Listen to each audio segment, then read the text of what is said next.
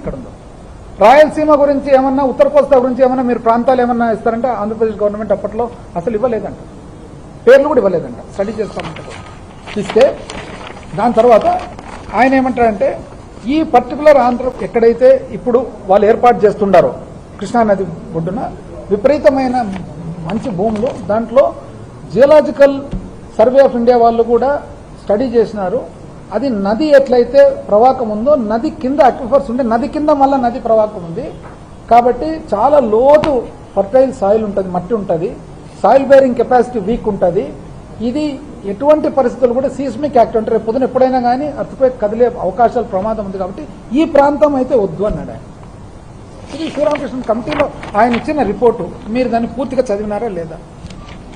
పూర్తి ఆయన ఇది యాక్చువల్గా 4 వాల్యూమ్స్లో ఇదంతా కలిసి అనేది ఒక వాల్యూమ్, ఫస్ట్ వాల్యూమ్. ఈ ఫస్ట్ వాల్యూమ్లో సుమారు ఉంది, కానీ దాంట్లో మెయిన్ ఆయన ఏమంటారంటే ఆయన చెప్పే దాంట్లో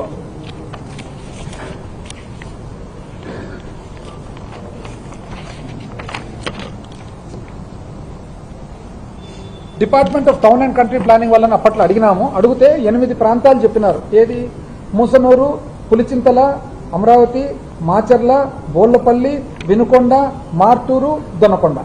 కానీ అన్ని చూడమంటారంటే వద్దొద్దు అవన్నీ ఊరికే చెప్పినాము నేను చెప్పినా అంటే అది కూడా రాసినాడు. సీరియస్ లేదు, ఇన్ఫార్మల్ అని అన్నారు. దాని తర్వాత రాయలసీమ నుంచి ఉత్తర కోస్తా నుంచి ఏమన్నా చెప్తారంటే అసలు చెప్పలేదంట. రాయలసీమ నుంచి ఉత్తర కోస్తా నుంచి జియోలాజికల్ సర్వే ఆఫ్ ఇండియా వాళ్ళు పేజ్ నంబర్ 14లో చెప్తాడు ఈ ప్రాంతం చాలా ఇబ్బందికరమైన పరిస్థితి అని చెప్పి.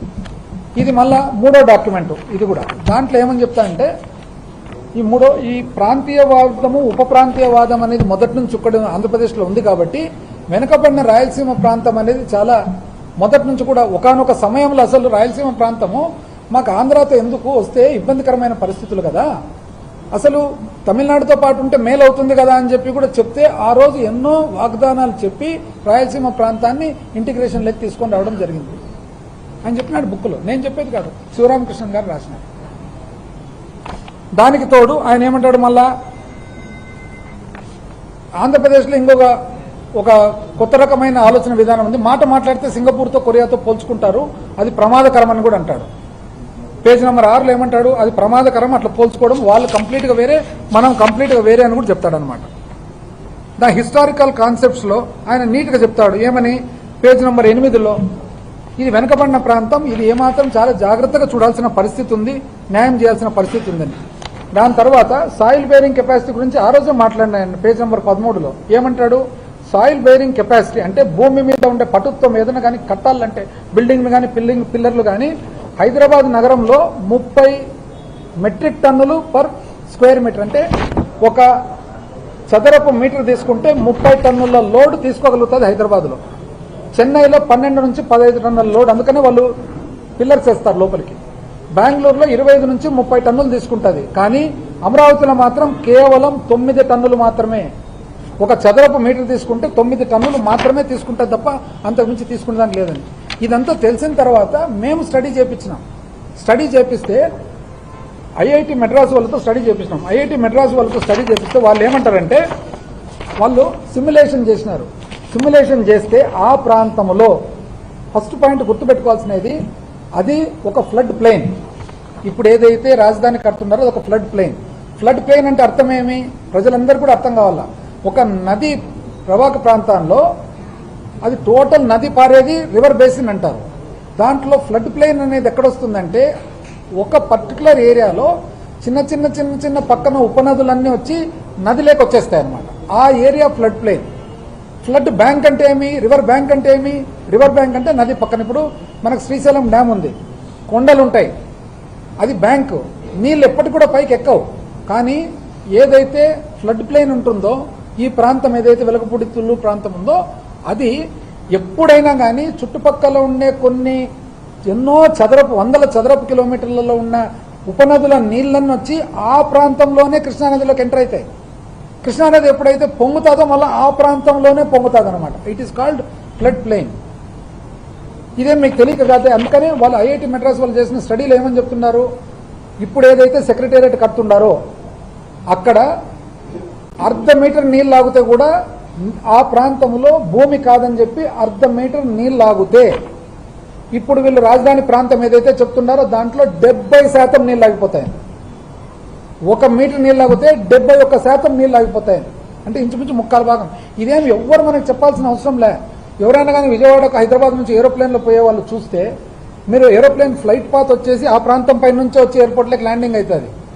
జనవరి వరకు నీళ్లు ఉంటాయి. పొరపాటున నవంబర్లో డిసెంబర్లో వర్షం పడితే మళ్ళీ మార్చి వరకు కూడా నీళ్లు ఉంటాయి. అందుకనే కదా పనులు పురోగతి లేదు. కంటిన్యూస్గా పంపింగ్ చేస్తూనే ఉండాల. ఇవన్నీ ఉన్నాయి కాబట్టి ఏమైంది, జగన్మోహన్ రెడ్డి గారు ఒక సిఏజీ కూడా కామెంట్ చేసింది. సిఏజీ రిపోర్ట్లో కూడా 2023 రిపోర్ట్లో సేమ్ థింగ్ సిఏజీ చెప్పింది అనమాట. ఇది కాక జగన్మోహన్, ఇది మీకు తెలియక కాదా, మీకు కూడా తెలుసు. మీరు అందుకని ఏం చేసినారు, 2016లో మీరు కొండవీటి వాగు నుంచి నీళ్లు బయటికి పంపింగ్ చేసేదానికోసం ఒక ప్రత్యేక కమిటీ వేసినారు. మీరు ఎవరెవరు, జీవో నంబర్ 222 222 ప్రకారము మీరు Venkateswararao engineering chief, doctor Rajendra Prasad department of geophysics, V C Goyal director national institute of hydrology, professor Srinivas Indian institute of science Bengaluru, Mishra Sumana వ్యాప్కాసు, B S N Reddy engineering chief, M K Rehman engineering chief, I S N Raju chief engineer, Paparao O S D. ఇవన్నీ ఎందుకు మీరు పెట్టినది కమిటీ? నీళ్లు పొంగుతాది, పొంగిన నీళ్లను పంపింగ్ చేసేదానికి ఎట్లా అని చెప్పి పరిశీలించేదానికి. ఇది శివరామకృష్ణన్ చెప్పినది కదా. శివరామకృష్ణన్ గారు ఇంత డీటెయిల్ రిపోర్ట్ ఇస్తే మీరు కనీసం దాన్ని అసెంబ్లీలో టేబుల్ అన్నా చేసినారు, చేయలేదే. చేయకపోగా మీరేం చేసినారు, ఏప్రిల్లో శివరామకృష్ణన్ కమిటీ ఇంత నిపుణులతో తెస్తే మీరు సొంత కమిటీ వేసుకున్నారు. ఏం కమిటీ అది? నారాయణ కమిటీ. అంతే కదా. ఎవరెవరు దాంట్లో ఉండేది?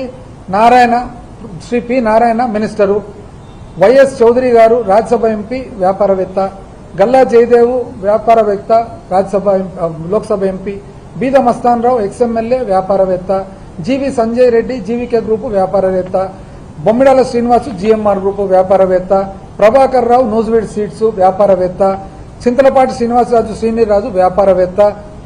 ఇది మీరేసిన కమిటీ. అక్కడ కమిటీ ఏమో శివరామకృష్ణను, అరుమార్ రవి, జయంత్ షా అందరూ కూడా భారతదేశ వ్యాప్తంగా అర్బన్ ప్లానింగ్ లో, నగరాలు కట్టే దాంట్లో, ఆర్కిటెక్చర్ లో, పర్యావరణంలో స్పెషలిస్టులు అయితే మీరు ఒకరేమో వ్యాపారవేత్త, ఆయన స్పెషాలిటీ ఏమంటే రియల్ ఎస్టేట్. ఒకరేమో వ్యాపారవేత్త, ఆయన స్పెషాలిటీ ఏమంటే చేపలకు రొయ్యలకు దాన తయారు చేస్తాడు. ఒకరేమో వ్యాపారవేత్త, ఆయన స్పెషాలిటీ ఏమంటే కంప్యూటర్లు. ఇంకొకరేమో స్పెషాలిటీ ఏమంటే పెద్ద బిజినెస్ బ్యాటరీలు. ఇంకొకరేమో స్పెషాలిటీ ఏమంటే ఎడ్యుకేషనల్ ఇన్స్టిట్యూషన్స్. మీరు పబ్లిక్ అంతా చూడండి. ఇప్పుడు ఈ కమిటీకి మీరు రాజధాని కోసం సపరేట్గా ప్యారలల్ అంటే ఏప్రిల్ 2015లో ఒకవైపు శివరామకృష్ణన్ కమిటీ ఆల్రెడీ అధ్యయనం చేస్తుంటే మీరు ప్యారలల్ కమిటీ వ్యాపారవేత్తల కమిటీ వేస్తారు. పోనీ వేసినారు, అది మీ ఆలోచన, మీ చిత్తశుద్ధి, పబ్లిక్ గమనించుకోవాలా. శివరామకృష్ణన్ కమిటీ కరెక్టా, నారాయణ కమిటీ కరెక్టా? పోనీ నాకు తెలిసినంత వరకు నారాయణ గారు ఫిజిక్స్ కెమిస్ట్రీ చెప్పడంలో బాగుండొచ్చు. నేనైతే బోలే ట్యుటోరియల్స్, నారాయణ ట్యుటోరియల్స్. కాకపోతే అంటారు